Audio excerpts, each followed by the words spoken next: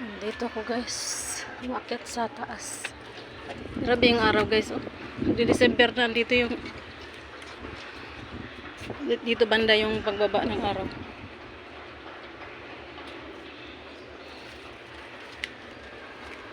Sobrang init.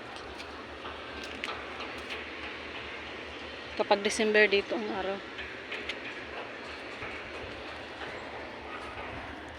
Kukunin ko na itong mga ano guys. Binilad ko ano.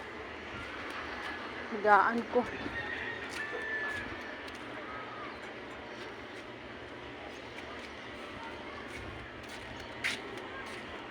Pinaarawan ko.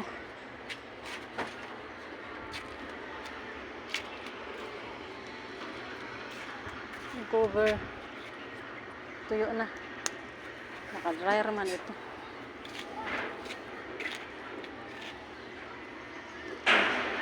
Aliwalas ang kalangitan.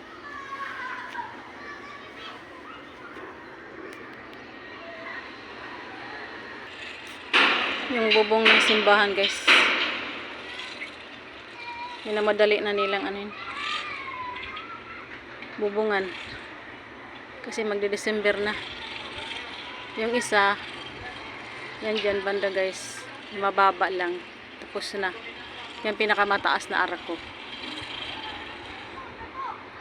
Talagang nag-overtime yan sila hanggang gabi. Para lang mabubungan. Napakataas ng ano guys, bubong. Na-overtime Manila yan. Ngayon kahit mainit ang panahon. Nandiyan pa rin sila.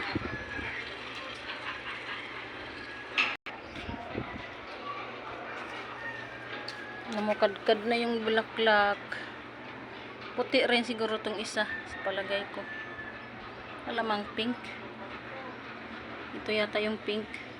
Ayan. Pink yung ano niya. Tangkay. Ito puti. Puti rin yung ano. Tangkay niya.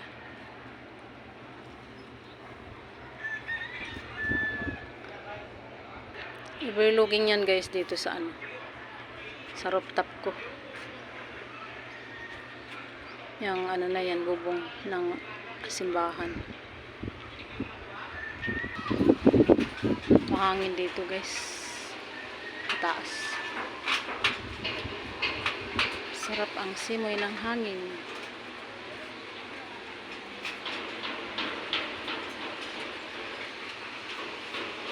Mainit nga lang ang ano, araw. Ayan, ang mga laking puno dyan. Sa ilalim, mga kabahayan. Talagang